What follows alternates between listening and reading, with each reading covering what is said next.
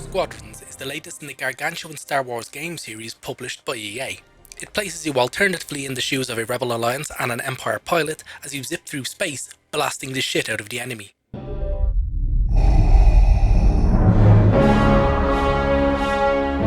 Alderaan chose destruction.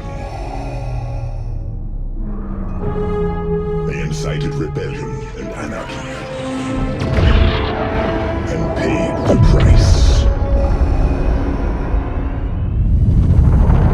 The survivors continue to spread dissent. With the exception of the tutorial level, which is set in the aftermath of the annihilation of Alderaan, the game is set after the Battle of Endor and the destruction of the second Death Star. You'll alternate between a new recruit into the Rebel Vanguard Squadron, who are attempting to complete Project Starhawk, and an Empire pilot and Titan Squadron who's attempting to stop it. The missions unfold in your usual linear fashion, with briefings, cutscenes, and the odd bit of banter with your wingman. There's also two multiplayer modes, dogfight and fleet battles, but fuck that shit, life is too fucking short. All I'll say on them is that they're both variations on Team Deathmatch.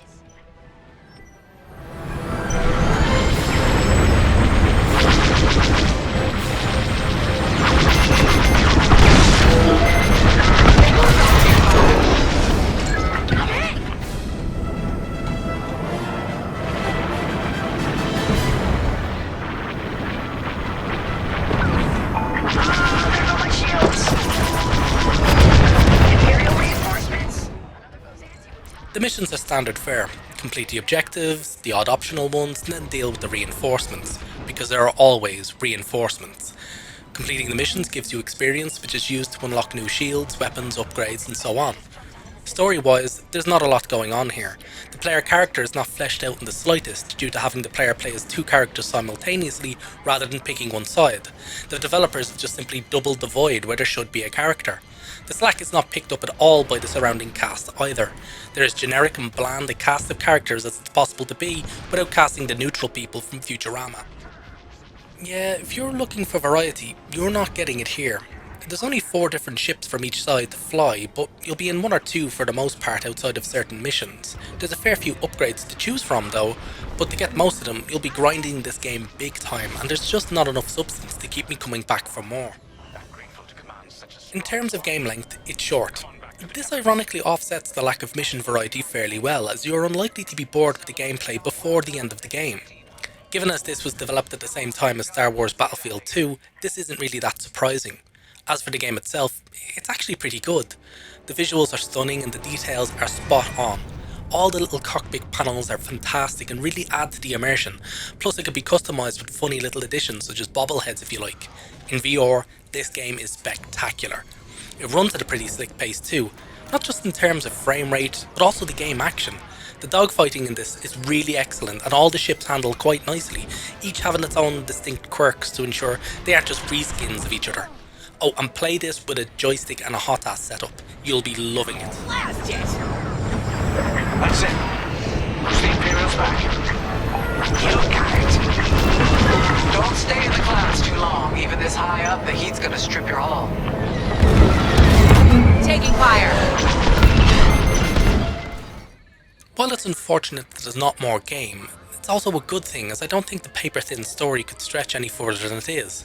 With no characterization, it's up to the ancillary characters to provide the emotional direction, and as stated before, they all fail badly at this. The story proceeds at a fair old whack and it seems built around the huge set pieces it contains, rather than the other way around.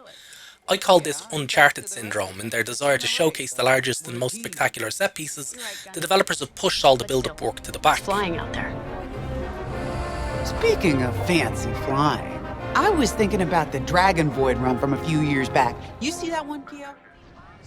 But without this build-up, we can't get invested in the outcomes of the missions, and due to the need to leave the game open-ended, both scenarios end with stupidly implausible scenes. With the Rebellion, we're commended despite the destruction of the very thing we'd fought and so many others had died for. And as the Empire, we're commended despite that, in the course of accomplishing the mission, 2 entire fleets were wiped out.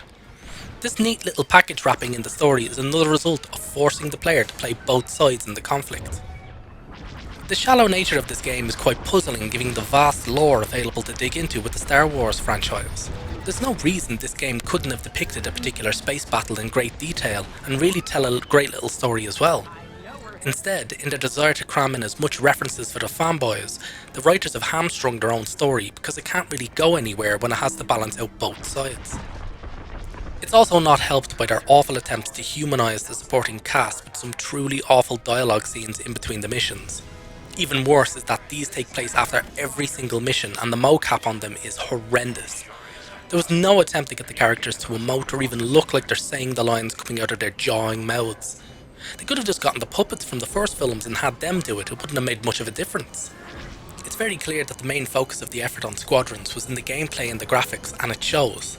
The gameplay is fast and exciting and it looks gorgeous, but once you pass the shiny exterior, there's nothing there but a game with an ending as predictable as Sunrise, stacked out with shallow characters. I'd imagine the multiplayer element adds something to this, but if you're forking out for that, then you should really plump for the Battlefield versions of Star Wars. Alternatively, if you like the Star Wars franchise and are looking for a game to help justify the amount you've spent on a hot ass setup, then you'll have a neat little one right here which will leave you sweating at some parts. Too bad, all the other parts will leave you sleeping.